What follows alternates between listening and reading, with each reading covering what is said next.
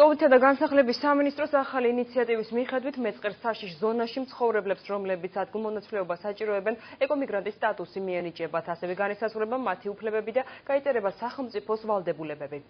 პროექტის თანახმად ეკომიგრანტ ოჯახებს შეეძლებათ მათთვის ხელსაყრელ მუნიციპალიტეტებში საცხოვრებელი სახლი თავად მოიძიონ. Როგორ აფასებს ახალ ინიციატივას ეკომიგრანტები, მთავრობისა და მესამე სექტორის წარმომადგენლები. ახეთ ნათია ლომაძის სიუჟეტი. ბუნებრივი ან ტექნოლოგიური ხასიათის კატასტროფის შედეგად გადაადგილებას დაქვემდებარებული პირი. ასე განისაზღვრება ეკომიგრანტის სტატუსი ახალი კანონპროექტით. დოკუმენტით სახელმწიფო სტიქით დაზარალებულებს სამართლებრივ აღიარებას და გარკვეულ სოციალურ პაკეტს სთავაზობს. ეს ადამიანები დაცული იქნებიან სახელმწიფოს მიერ, თუ მათ დაუზიანდათ საცხოვრებელი სახლი, სახელმწიფო შეიძინს და გადასცემს მათ საცხოვრებელ სახლს, ისინი უზრუნველყოფილი იქნებიან საინტეგრაციო პირობებით იმ ტერიტორიაზე, სადაც განთავსდებიან. ეკომიგრანტებზე იყო მხოლოდ და მხოლოდ წარმოდგენილი ცნობისთვის მთავრობაზე, რომ მოხდება ამის განხილვა, ანუ სამუშაო ჯგუფის იმასში და შესაბამისად ერთ კვირაში ან ორ კვირაში უკვე წარდგენება მთავრობას საბოლოო ვარიანტს. ეკომიგრანტის სტატუსის მინიჭებას აჭარაში მცხოვრები 2000-მდე ოჯახიელიც. ისინი ძირითადად მაღალმთიან მუნიციპალიტეტებში მეწყერ საშიშ ზონაში ცხოვრობენ. რეგიონის მთავრობაში აცხადებენ, რომ ოჯახების უსაფრთხო გარემოში განსახლება რამდენიმე ფორმითაა შესაძლებელი.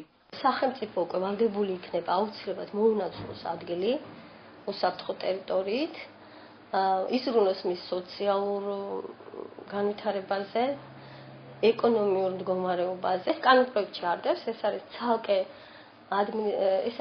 ნორმატიული აქტით განსაზღვრული, ტოვითა და განსახლების მინისტრის ნორმატიული აქტით განსაზღვრული, ეს არის ამ ეტაპზე ერთჯერადად მოქმედი ნორმატიული აქტი, რომელიც თავაზობს ეხლა ეკომიგრანტებს 20,000 ლარის ფარგლებში მოძებნონ უსაფრთხო გარემოში არსებული სახლები მიწის ნაკვეთებით და შემდეგ შესაძლებელი იქნება მათი შეძენა.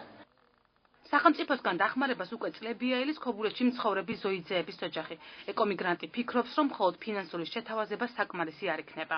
ჩამასახლეს სკოლაში, იმეს მერე პირობა ისეთი იყო მითხოვ, რომ 6 თვეში უნდა დიაგმაღოფილდებიეს, მაგრამ დღესაც იქან ვარ მეჩასახლებული და არავის არ მუკითხო. ხომ უნდა ვაშენო და ვიცხოვრონ 20,000 შენობულობას ააშენებს დღეს, რომ ვიცხოვრებდნენ ნორმალურად 4 ოთახი და ისა მე ორსართულიანი ბელაცა სახლს ავაშენებ ვერა. კანონპროექტს დადებითად აფასებს ექსპერტთა ნაწილი.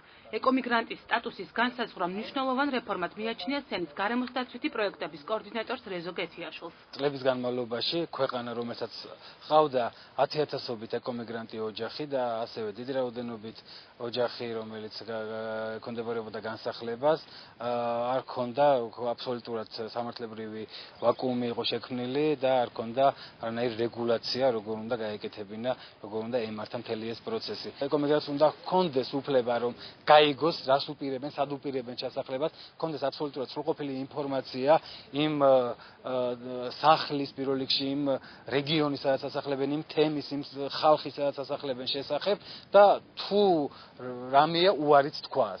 ეკომიგრანტების შესახებ კანონპროექტი საქართველოს ტოვითა და განსახლების სამინისტრომ შეიმუშავა. მისი განხილვა მთავრობის ხდომაზე უახლოეს პერიოდში იგეგმება.